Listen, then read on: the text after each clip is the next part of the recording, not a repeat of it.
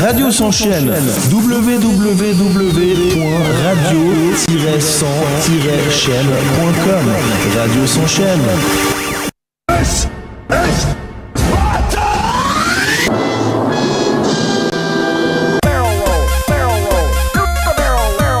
Open Gangnam Style.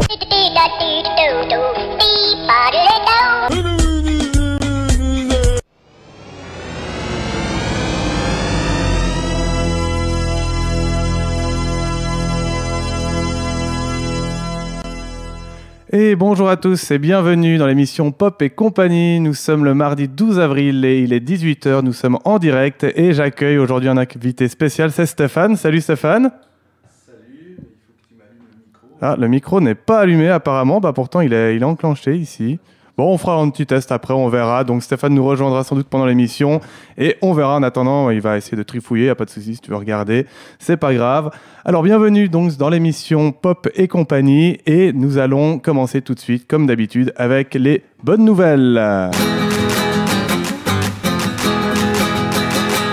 Alors, les bonnes nouvelles, c'est l'État de New York qui vote l'augmentation du salaire minimum à $15. À partir de 2008, le salaire minimum passera de 9 à $15 et dans l'État de New York. Une décision votée par le gouverneur Andrew Cuomo lundi 4 avril. New York a adopté hier la loi du salaire minimum à $15, 13,20 € de l'heure, augmentant sensiblement le taux actuel de $9 par heure. Le gouverneur de l'État de New York a voté en faveur de cette disposition qui sera effective dans 2 ans, selon les Échos, dans la ville de New York. Cette décision devra également s'appliquer aux comtés voisins de Suffolk, Westchester, Nassau d'ici 2021. Dans les autres régions de l'État, le salaire minimum serait maintenu à $12,50, toujours selon le quotidien économique français. Cette mesure concernera 2,3 millions de travailleurs américains. Aux États-Unis, s'il existe un plancher pour le salaire minimum commun à tout le pays, chaque État peut décider d'augmenter le SMIC de sa région. En mai dernier, un sondage du New York Times relayé par Libération montrait que 6 Américains sur 10 pensaient que le gouvernement devait tenter plus d'actions pour réduire l'écart d'égalité entre les riches et les pauvres. 7 Américains sur 10 étaient en faveur d'une hausse de salaire minimum fédéral établie à $7,25, à $10,10 de l'heure, approximativement proche du SMIC français de 9,67 €. Le gouverneur de l'État de New York, Andrew Cuomo, s'est battu pendant près d'1 an pour que la loi du SMIC à $15 finisse par être ratifiée. Un débat qui était source de division dans le pays de l'oncle Sam en 2015, mais qui porte ses fruits aujourd'hui puisque la Californie et New York, désormais, ont déjà ratifié cette augmentation. Donc c'est une bonne nouvelle et c'était sur le site Combini. Et maintenant Stéphane, est-ce que tu nous entends ? Alors je t'entends, par contre... Non. Moi, je ne t'entends pas. Non, toujours pas. On regardera après. J'arrive pas à trouver mes mots. C'est pas grave. Alors, je continue donc. Un avion repère 3 naufragés sur une île déserte. Toujours dans les bonnes nouvelles ou les nouvelles un peu cocasses. On pensait ne voir que ça dans les films, mais l'histoire de ces marins perdus sur une île déserte est authentique. Ça s'est passé la semaine dernière. Vous pensiez que ça n'arrivait que dans les films ? Eh bien, moi aussi. Pourtant, ce sauvetage récent est garanti authentique. La semaine passée, 3 marins naufragés ont bel et bien dessiné le mot « help » dans le sable d'une île déserte et ont été repérés par un avion. Quand la réalité rejoint la fiction, ça vaut bien quelques explications. Lundi dernier, une grosse vague avait fait chavirer une embarcation au large de Pulap, en Micronésie, océan Pacifique. Heureusement, les 3 marins qui se trouvaient à bord étaient tous de bons nageurs. Ils ont pu parcourir les quelques kilomètres qui les séparaient d'une île déserte appelée Fanadik. Rescapés de la noyade, les naufragés n'étaient pour autant pas sortis d'affaire. Isolés sur une île déserte, il leur a fallu apprendre à survivre. Par chance, ils ont eu le bon réflexe. Grâce à des branches de palmier et à leur gilet de sauvetage, ils ont tracé en grand les 4 lettres du mot « help » sur la plage. Pensaient-ils vraiment que ce geste désespéré allait les sauver ? Nul ne le sait, mais une chose est certaine, cette idée digne d'Hollywood les a réellement sortis d'un très mauvais pas. Plusieurs navires effectuaient déjà des recherches dans un rayon de 300 km et, surtout, un avion de la marine américaine survolait la zone. Ainsi, en passant au-dessus de Fanadik, il a aperçu le message et a pu le faire suivre aux familles des naufragés et aux sauveteurs de l'île de Guam. Les 3 marins sont désormais hors de danger. On n'attend plus que le film ou le livre qui nous racontera dans le détail ces 3 jours de survie et ce sauvetage insensé. Et c'est une information dont je n'ai pas noté la source, dommage. Et maintenant, Stéphane, tu nous entends ? Absolument, ça y est, je suis là. Salut Stéphane, comment ça va ? Écoute, par ce beau jour de printemps ensoleillé, ça va plutôt bien. Ouais. Qu'est-ce que tu fais par ici, dis-moi ? Je débarque à Radio S'enchaîne, je fais ma petite formation logicielle informatique et je fais les petits commentaires sur cette fameuse histoire de naufragés. Ouais, qu'est-ce que t'en penses? Heureusement qu'on n'est pas passé au cannibalisme. Ouais, effectivement. Bon, ils sont restés bloqués que 2-3 jours, donc puis ça recherche activement, mais... Non, rebondissons plutôt sur l'histoire du salaire du Ouais, salaire t'avais pas minimum. pu prendre la parole, qu'en penses-tu? Je trouve ça très bien et ça va dans le bon sens. Il faut qu'on arrive à supprimer ces fossés qu'il y a dans les classes sociales entre les très riches et de plus en plus les très pauvres. Tu as raison. Mhm. J'espère qu'on va arriver aussi en Suisse à faire quelque chose pour ça. Il y a une votation le 5 juin autour du revenu de base Minimum. inconditionnel. Ouais. On aura l'occasion d'en reparler plus tard sur Radio S'enchaîne, car il y a des projets d'émission tout autour et avant le 5 juin. Ouais, tu veux nous parler de ton émission pendant qu'on y pense? Tu te lances là? Ah oui, je me lance, oui. Alors on va découvrir une nouvelle émission sur Radio S'enchaîne qui s'appellera Écoute voir. Mhm. Le pseudonyme, donc mon nom c'est Stéphane, mais le pseudonyme c'est Fête-Noz, comme ces bonnes vieilles fêtes bretonnes. Oui.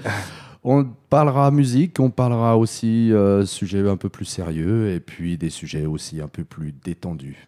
D'accord, ok, bah on pourrait découvrir ça. On est justement en train de mettre gentiment la page web au point et puis vous pourrez découvrir quand est-ce qu'on diffusera tout ça. On va aussi régler les grilles de programmation, ce genre de choses. Vous aurez plus de nouvelles sur le site internet qui a été récemment un peu repris en main, donc radio-100-chaîne.com. Merci Stéphane, une intervention encore? Repris en main, en tout cas dans ta main, Morgane, merci beaucoup, je voulais quand même le dire, Merci. pour le temps passé sur les computers, sur les machines. C'est des échanges de savoir qui sont toujours très intéressants. Merci Stéphane et merci aussi à toi pour le temps que tu m'as dispo pour régler les sons et tout ça. Et puis bah là, ça fonctionne plutôt Chacun bien. son boulot, quoi. Exact, c'est super. Merci en tout cas.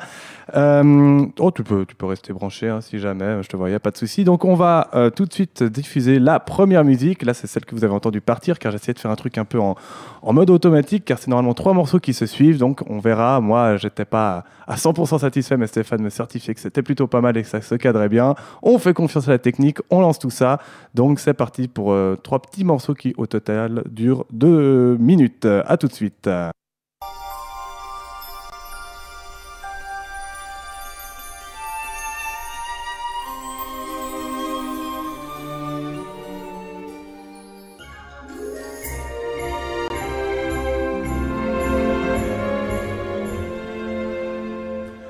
Voilà, donc c'était la bande originale de Horton, hein, le film fait par les studios Blue Sky. Et là, donc, je vous ai mis les musiques d'introduction un peu à la suite.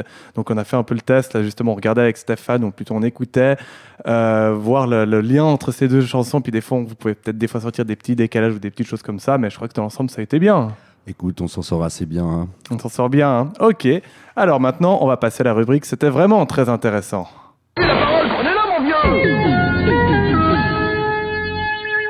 Je voulais quand même juste préciser que la musique était de John Powell juste avant. Bon, donc c'était vraiment très intéressant.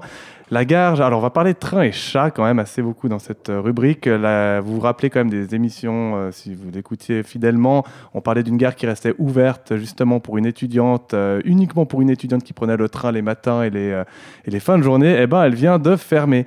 La gare, qui avait ému Internet en début d'année, a fait son dernier service. En janvier dernier, l'histoire avait fait le tour de la toile et avait ému les communautés du net. La station Kamishirataki, située dans une petite commune au nord du Japon sur l'île d'Hokkaido, continuait d'assurer chaque jour son service pour une seule passagère, une étudiante, qui se rendait chaque matin à son lycée. La compagnie ferroviaire en charge de la ligne avait songé à cesser les activités de cette station, presque déserte, mais avait finalement décidé qu'il serait injuste de priver la jeune fille de transport. Désormais arrivée en avril, qui marque la fin de l'année scolaire au Japon, la jeune étudiante de 17 ans est diplômée et la station a finalement pris la décision de fermer. Kamishirataki aura assuré son service durant 69 ans. À côté de ça, rappelons un événement majeur qui s'est déroulé la semaine dernière au Japon, l'inauguration d'une ligne de Shinkansen, donc le TGV japonais, reliant Tokyo à l'île d'Hokkaido. En 50 ans, jamais l'île, principalement agricole, n'avait eu le privilège de voir le Shinkansen la desservir. Et c'était une information disponible sur le site nautiljon.com. Qu'est-ce que tu en penses, Stéphane ?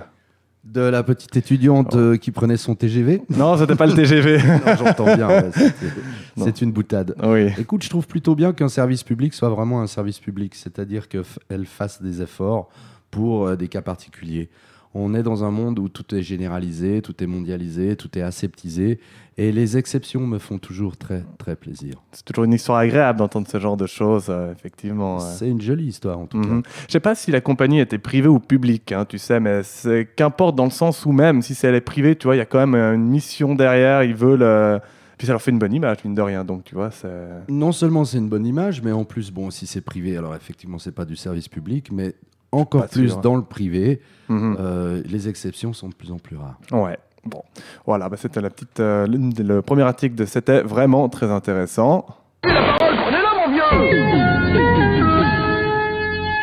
La rubrique s'étant vraiment très intéressant, étant plutôt des rubriques, on va dire, légères, tu vois, ou en tout cas pas dans les bonnes nouvelles, voire, on va dire, inintéressantes. Là encore, ça va, parce qu'il y a des fois, vraiment, je te sors des articles complètement débiles, mais des articles complètement débiles que tu peux retrouver dans des quotidiens du style 20 minutes, pour ne pas le citer, où il y a des trucs, franchement, voilà. Enfin, chacun lit ce qu'il a envie de lire, mais a-t-on besoin de ce genre d'informations pour survivre dans ce monde? Je ne suis pas toujours sûr, c'est un autre débat. Là, encore, tu as des choses plutôt soft, on va dire, ou encore, c'est rigolo, mais voilà. Depuis 3 ans, on reste dans les chats et dans les trains, dans les trains en tout cas. Un chat prend régulièrement le train à Tokyo. Donc un mystérieux passager tout poilu s'incruste dans le train japonais sur la ligne Tokyo-Agano.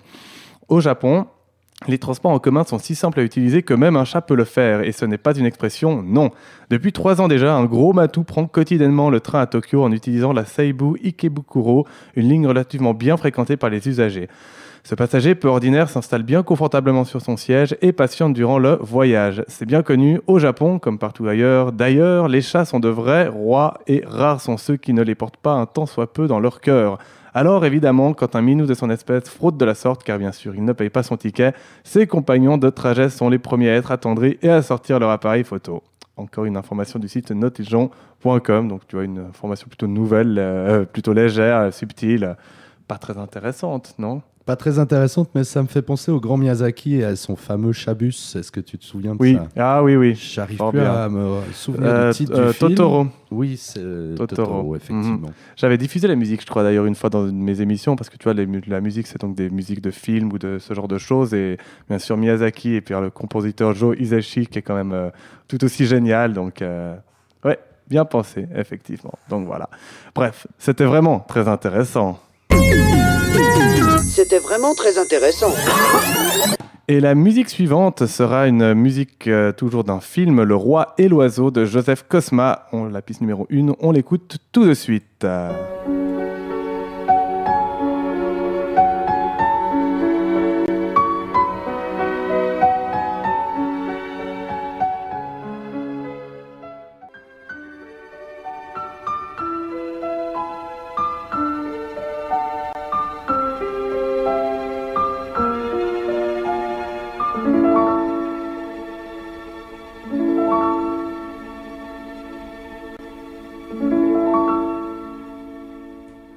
Voilà, donc vous venez d'écouter Le Roi et l'Oiseau, c'était la piste numéro 1, hein, donc, de musique de Joseph Cosma, donc ce fameux film d'animation qui a été réalisé à la base en 1953, puis réédité en 1980, vraiment remonté différemment par Paul Grimaud, le réalisateur, le scénario étant de Jacques Prévert et de Paul Grimaud également, et d'après une histoire de Hans Christian Andersen. Et on passe tout de suite à la minute perso. Time goes by so slowly. Time goes by so slowly. Et la minute perso qui va voir aujourd'hui de nouveau un film, hein, comme vous le savez, je mets souvent des films que je regarde et tout ça, et le dernier en date que j'ai regardé, pas forcément au cinéma car il date de 2007, c'est Bienvenue chez les Robinson, en original Meet the Robinsons. C'est le 105e long métrage d'animation en images de synthèse et le 47e classique d'animation des studios Disney. En résumé, Lévis est un jeune orphelin de 12 ans, surdoué et persuadé que l'avenir est à des machines étonnantes. Son plus grand rêve est d'avoir une famille et de retrouver sa mère. Pour cela, il doit plonger au fond de sa mémoire pour revoir son visage alors qu'elle le laissait sur le perron de l'orphelinat peu après sa naissance. Il crée alors une machine pour scanner son cerveau et visualiser ce souvenir. Voilà, je ne vais pas aller plus loin dans le résumé. J'aime pas les résumés qui durent des plombs et qui spoilent à peu près la moitié du film, donc je vous laisserai le découvrir ou le redécouvrir, hein, puisque vous l'avez peut-être déjà regardé. La musique est de Danny Elfman. Hein, on avait entendu des musiques de sa trempe quand vous avez notamment diffusé des musiques de Monsieur Peabody et Sherman. Donc autant dire que moi je l'aime bien. Il a été nominé 5 fois aux Oscars sans jamais les remporter apparemment. Donc voilà. Pour l'anecdote, le film est basé sur les personnages et l'histoire de l'album Une journée avec Martin Robinson de William Joyce, publié en France par Bayer Jeunesse. Et le film se termine sur une citation de Walt Disney. Alors je le dis en français, ne regardez pas en arrière, allez de l'avant pour ouvrir de nouvelles portes, faire de nouvelles choses par curiosité. La curiosité nous fait découvrir de nouveaux chemins, allez de l'avant. En anglais, keep moving forward, qui est donc le motto, le slogan qui revient régulièrement dans le film. Donc voilà, je vous le conseille, très sympa. Et petite spoil, il y a bien sûr, enfin non, je ne l'avais pas forcément dit, mais il y a des voyages dans le temps et ça rend toujours les choses un peu plus croustillantes. Voilà, on arrive gentiment à la fin de l'émission. Avant ça, je voulais quand même vous parler de ma petite activité annexe que je viens de commencer, la PNL, donc la programmation neuro-linguistique, une thérapie basée sur la communication et qui vise à enlever les schémas limitants de nos actions de tous les jours, hein, que ce soit des peurs, des angoisses, des craintes, etc. Donc si vous voulez plus d'informations, n'hésitez pas non plus à aller voir mon site pnl-genève.net.